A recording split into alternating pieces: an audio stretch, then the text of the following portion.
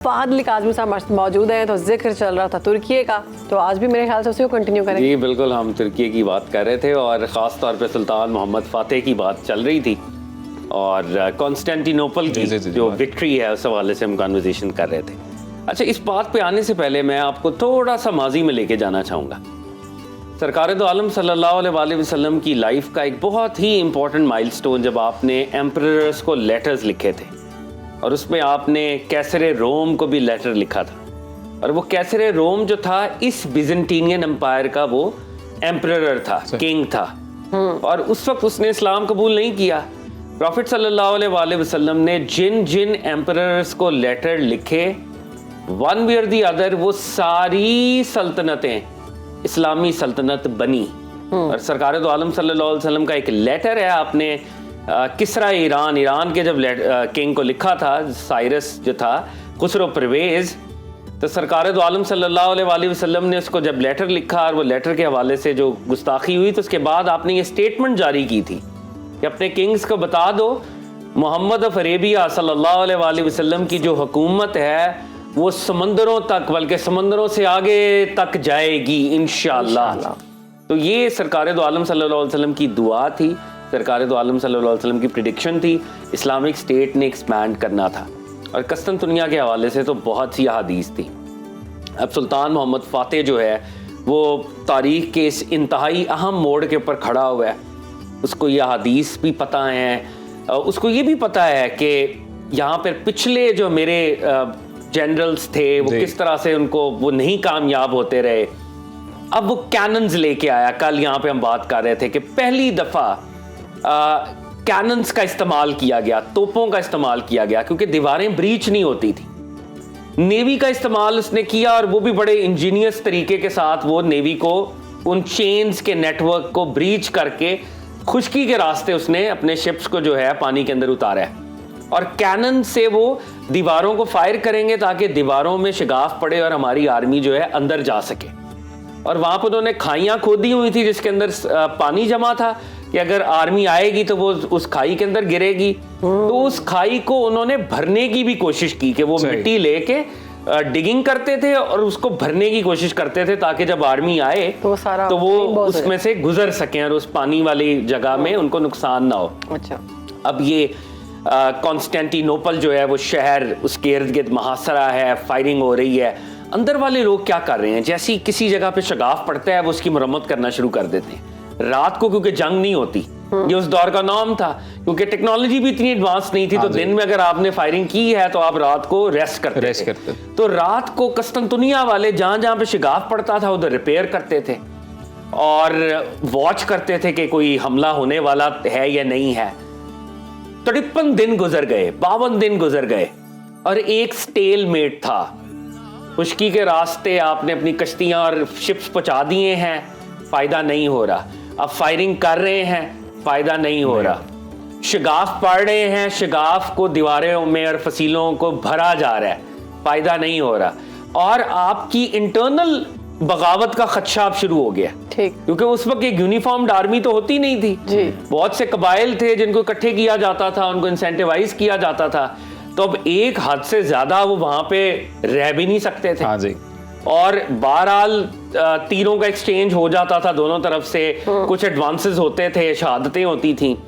तो अब सुल्तान मोहम्मद फ़ातेह की आर्मी के अंदर एक बेचैनी थी कि जैसे सुल्तान बायजीद का वो 10 साला मुहासरा था, कोई नतीजा नहीं निकला। सुल्तान मुराद का जो मुहासरा था, कोई नतीजा नहीं निकला। तो अब सुल्तान मोहम्मद फ़ातेह 52 दिन से यहाँ पे मौजूद है, कोई नतीजा नहीं निकल रहा। Probably will be going back और हम एक और नाकाम मुहिम का हमें सामना करना पड़ेगा। 29 मई का ये दिन है और सुल्तान मोहम्मद फ़ातेह कहता है, अनाउंस करता है कि हम फाइनल पुश करेंगे, one last time we will advance towards the walls. सही। अब लोगों के लिए थोड़ा हैरानकुन भी था और उनकी वो जो लहजा था उसके अंदर वो एक विक्ट्री को प्रिडिक्ट कर रहे थे कि इंशाल्लाह ये आखिरी हमारी कोशिश है और आज इंशाल्लाह हम कामयाब होंगे। अब इनके यूनिट्स थे, मिलिट्री यूनिट्स, जैसे होता है ना प्यादा फौज, इन्फेंट्री कहते हैं उसको। तो इन्फेंट्री के यूनिट्स थे। इन्होंने अपना पहला यूनिट भेजा और वो यूनिट जो था वो रिजर्व फौज थी, यानी वो ट्रेंड लोग नहीं थे।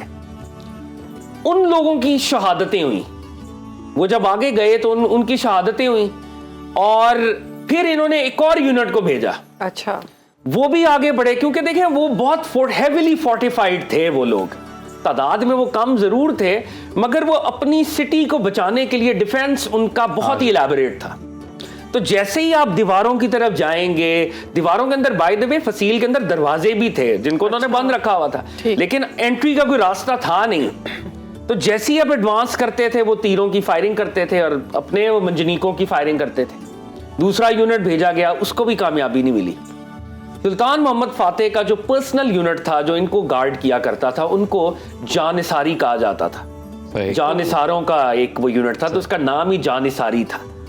तो जानिसारी का यूनिट 5000 लोगों पे मुश्तमिल था। ठीक। फाइनली 5000 का वो यूनिट जो है वो आगे बढ़ता है। ओके। और वो कहते हैं मिलिट्री बैंड इनके एक साथ था, जो उनकी टर्किश नेशनल सॉन्ग्स उस दौर के होंगे वो उनको प्ले कर रहा था, और ये लास्ट पुश था। जानिसारीज जो हैं वो पढ़ रहे हैं, उधर तीरों की बारिश हो रही है। सुल्तान मोहम्मद फातेह ने कहा मैं खुद फर्स्ट रैंक्स में लड़ूंगा। उसने भी ज़रा वगैरह अपनी हेलमेट वगैरह पहनी और आर्म्ड गियर के साथ वो आगे बढ़ा।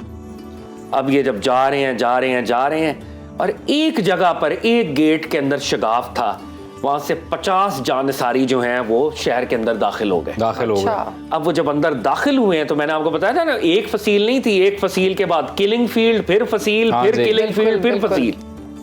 तो वो 50 के 50 अंदर दाखिल हुए हैं। वो अल्लाह का नारे तकबीर बुलंद कर रहे हैं, लेकिन एक एक करके वो शहीद होना शुरू हो रहे हैं। लेकिन ये कॉन्स्टेंटिनोपल के अंदर पहली फर्स्ट एवर पेनिट्रेशन 9 सेंचुरीज में पहली दफा पेनिट्रेशन हुई है। 900 years पहले मुसलमान अंदर दाखिल हुए हैं। और फिर एक साहब थे, मतलब शहीद होते गए। और फिर एक इनका एक सोल्जर था, उसका नाम था हसन, वो अंदर दाखिल हुआ है। और उस दौर का नॉर्म था कि झंडा जब आप लहराते थे ना, तो ये फतह का ऐलान होता था, दूसरी आर्मी की शिकस्त का ऐलान होता था। बिल्कुल। वो अकेला गया है, एक टावर पे चढ़ा है वो फसील के, ऑल बाय हिमसेल्फ, और उसने उस्मानी झंडा, ऑटोमन का जो झंडा था, जो उनका एम्बलम था, वो वहां पे लहरा दिया।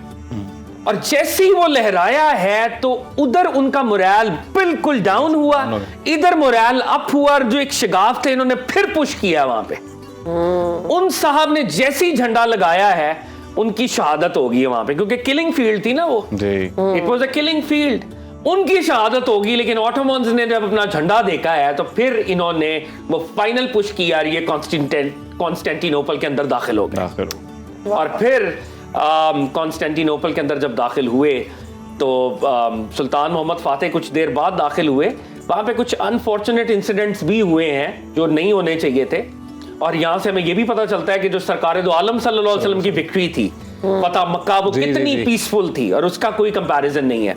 सुल्तान मोहम्मद फातेह जब दाखिल हुए हैं, जब इनकी आर्मी दाखिल हुई है, तो इन्होंने आते सारी ऑर्डर्स किए कि ये पीस को फौरी तौर पे रिस्टोर किया जाए।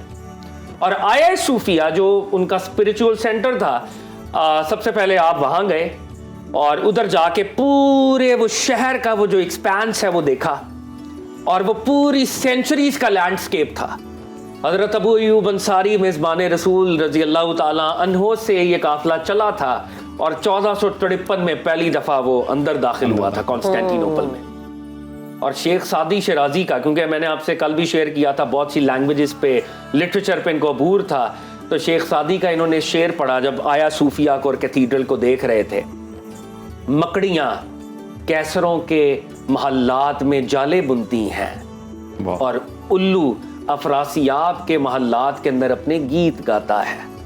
यानी सिर्फ अल्लाह की हुक्मरानी परमानेंट है, और बादशाह जो हैं वो आते जाते हैं। बेशक। और फिर आया सूफिया में एक मौज़िन को बुलाया गया, और उस मौज़िन ने वहां पर अजान दी। 900 साल के बाद मुसलमानों ने फाइनली कॉन्स्टेंटिनोपल को कैप्चर किया। फाइनली हमने तुर्की को मुकम्मल कर लिया।